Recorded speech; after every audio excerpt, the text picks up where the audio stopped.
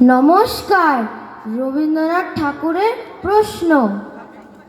মা গো, আমায় ছুটি দিতে বল, সকাল থেকে পড়েছি যে মেলা।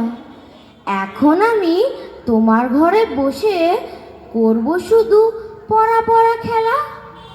তুমি বলছো দুপুর এখন সবে, না হয় যেন সত্যি হলো তাই। একদিনও কি দুপুরবেলা হলে বিকেল হলো মনে করতে নাই?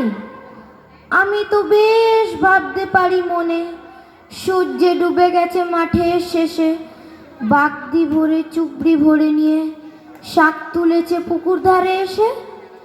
আধার হলো মাদার গাছের তলা, কালি হয়ে এলো দিঘির জল। হাটের থেকে সবাই এলো ফিরে, মাঠের দিকে এলো চাষির দল। মনে কর না উঠল সাজের তারা, মনে কর না সন্ধে হলো যেন। রাত্রির বেলা দুপুর যদি হয়, দুপুরবেলা রাত হবে না কেন?